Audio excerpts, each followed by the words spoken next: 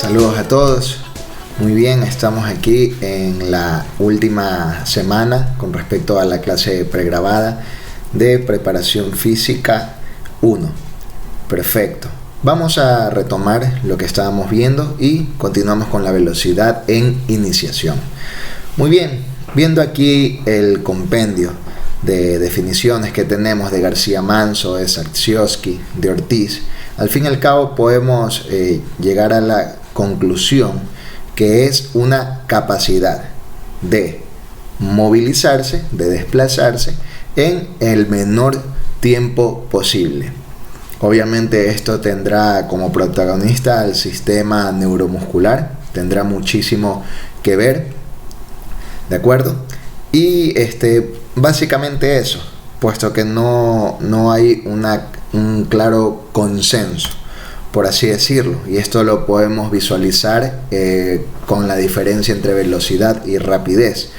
Y es cierto que muchas veces incluso pareciera que estuviésemos filosofando con respecto a estos términos, y no es otra cosa que simple nomenclatura y saber de qué lado estamos, desde qué autor estamos viendo los conceptos, o simplemente conocer ya la referencia, ¿no?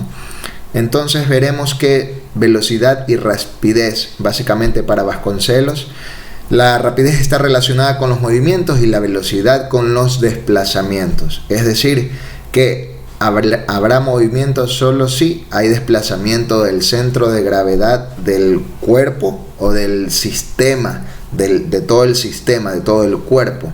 Pero si una parte solamente es la que se mueve, estaríamos hablando de rapidez.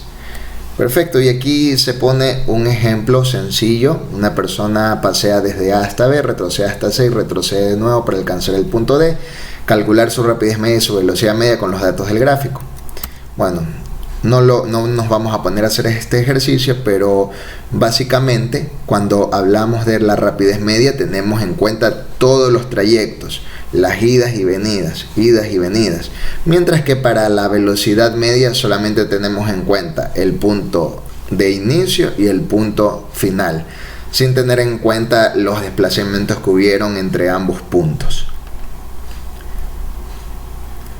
Muy bien, aquí tenemos una clasificación de la velocidad según Schilfer, y es un poco para que caigan en cuenta de las múltiples clasificaciones que hay de velocidad y los múltiples términos, que simple y llanamente es terminología, nomenclatura para referirnos al fin y al cabo a lo mismo. Por ejemplo, tenemos a la velocidad de acción, que también la podríamos llamar velocidad de movimiento. Tenemos a la velocidad de frecuencia, que también se la conoce como frecuencia de movimiento, coordinación rápida, velocidad básica.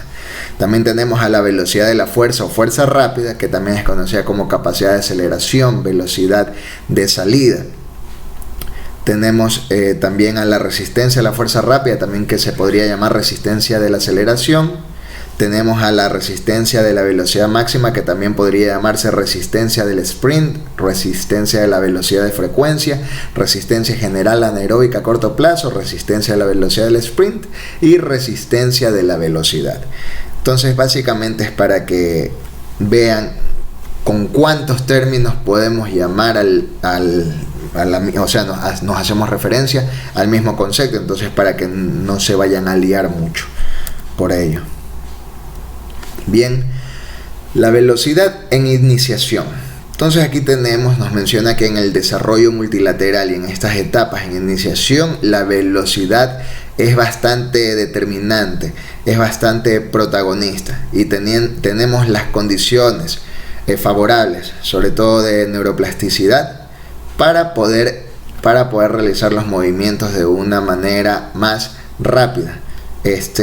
Hay bibliografía que por lo general hablan de velocidad, pero ya les digo, se habla mucho de velocidad y sin embargo se hace un sinónimo de lo que es la rapidez. Ya vimos lo que es cuál es la diferencia. Sin embargo, según el país del que lean los autores, pues se utilizará más un término o el otro, o inclusive los dos. Bien, vamos a hablar ahora de la movilidad.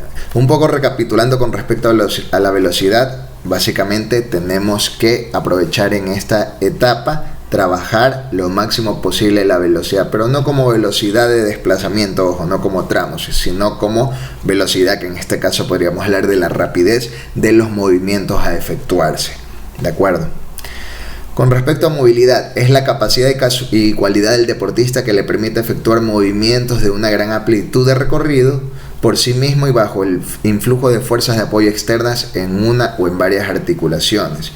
Bien, entonces tenemos lo conocido como rango óptimo de movimiento, que es esa amplitud de movimiento, esos grados que puede salvar una articulación sin que haya algún compromiso de una estructura de alguna estructura circundante que esté al lado, que sea contigua, como por ejemplo cuando faltaba movilidad en los hombros, podíamos darnos cuenta que la columna lumbar, también la dorsal, solía ayudarnos con esos grados que nos faltaban de movilidad, repercutiendo a estas estructuras. Es lo mismo movilidad, flexibilidad y elasticidad. Muchas veces nos hemos dado cuenta que utilizamos estos términos como sinónimos, como para referirnos a lo mismo. Sin embargo, flexibilidad tiene que ver mucho con la estructura articular, con la cápsula articular, y viene determinada por el nacimiento, desde el nacimiento. Y la capacidad de la elasticidad, que vendría a ser el estiramiento, tiene mayor relación con músculos, tendones, ligamentos, también el aparato capsular, ¿ok? Y flexibilidad con elasticidad en conjunto forman lo que nosotros podemos mencionar como movilidad, según Frey en el 77.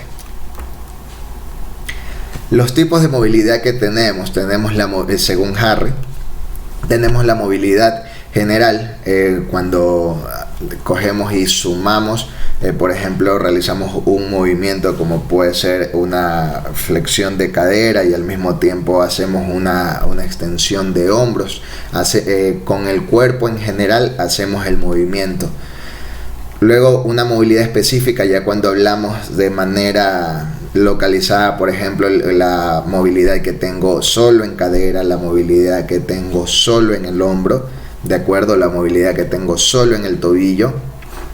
Movilidad activa, cuando el individuo es el que hace el esfuerzo para realizar la movilidad.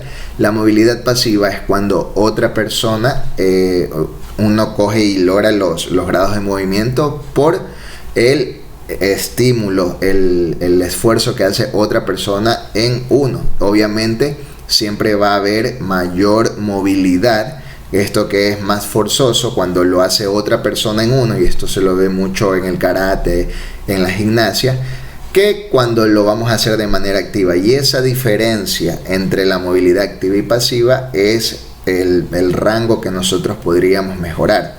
Y también tenemos la movilidad estática, que sería mantenerse en una posición, en un estiramiento, un tiempo considerable. Y este es un concepto que va de la mano con lo que sería el stretching.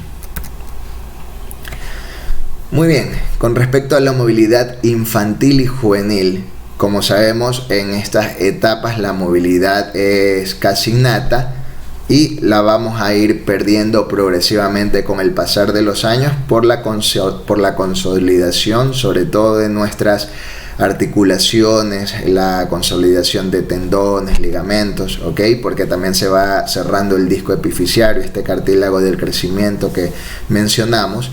Y el trabajo de movilidad debería ser sobre todo de mantenimiento. En estas edades trabajar la movilidad para mantenerla durante toda la vida y perder esa movilidad lo mínimo posible con el transcurso de los años. Es un trabajo que no se suele realizar lo suficiente como se debería. Y la verdad que más adelante los adultos estamos padeciendo muchísimas dolencias y desequilibrios por esta falta de movilidad que aquejamos. Ahora vamos a hablar de las capacidades coordinativas.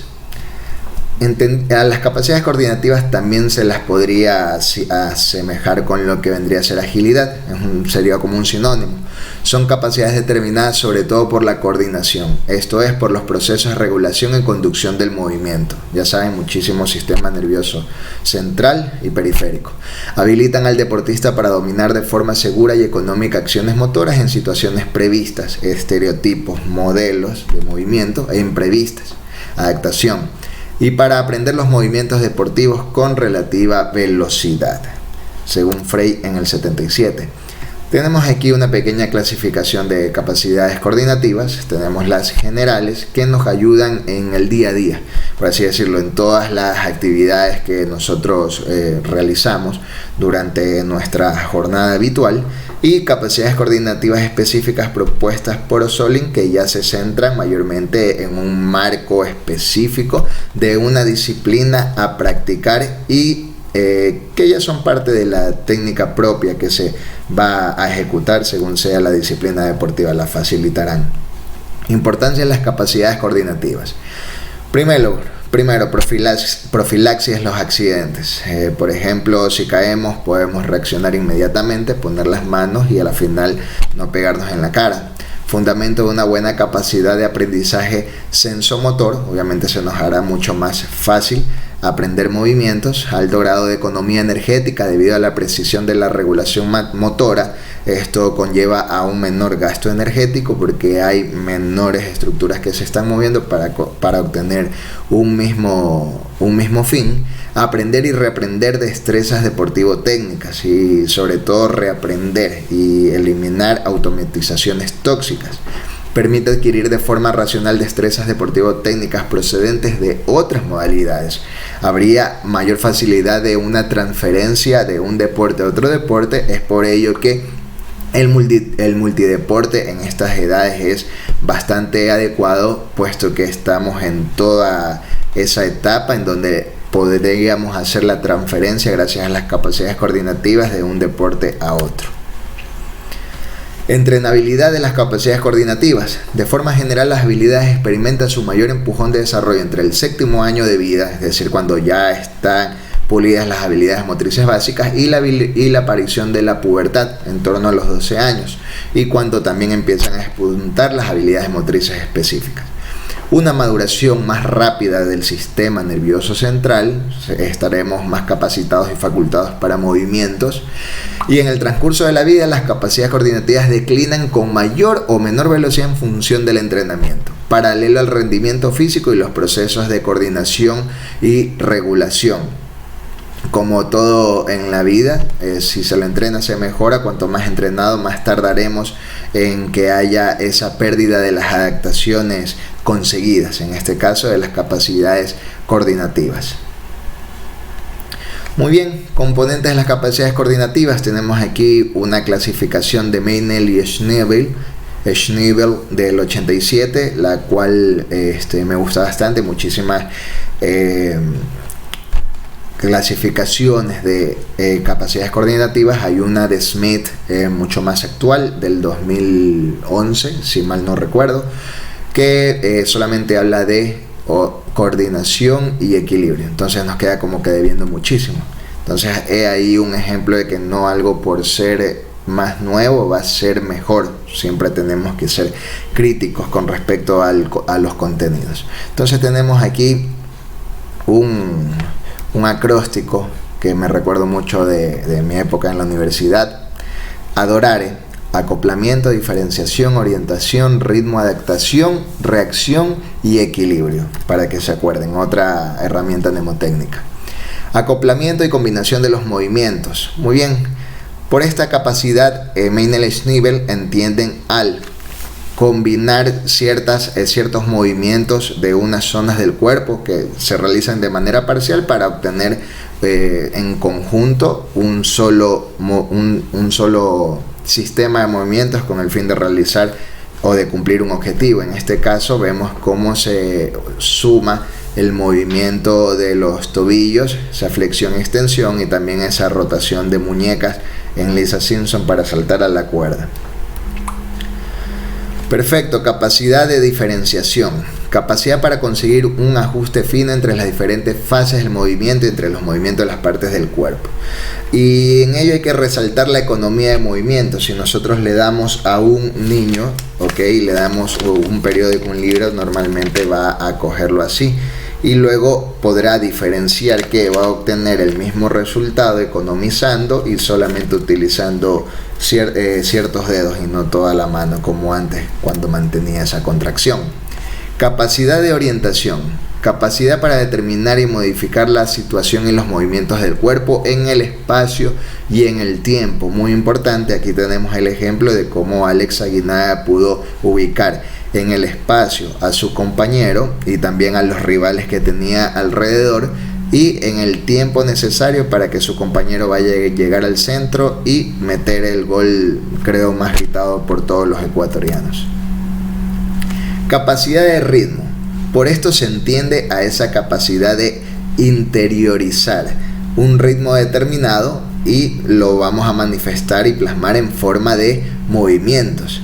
Es más, son representaciones mentales y luego nosotros vamos a poder realizar los movimientos con ese ritmo sin necesidad de estar escuchando el estímulo auditivo en este caso.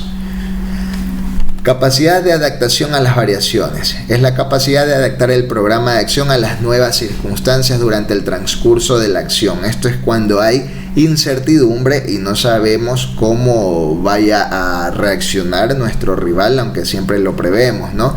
Entonces esta capacidad de adaptación a las variaciones la podremos ver, por ejemplo, en los deportes de conjunto, como en un partido de voleibol, pero no lo veremos, por ejemplo, en una competición de gimnasia, donde no tendremos ningún elemento externo que vaya a intervenir en la disuasión de la actividad que estamos realizando. Capacidad de reacción.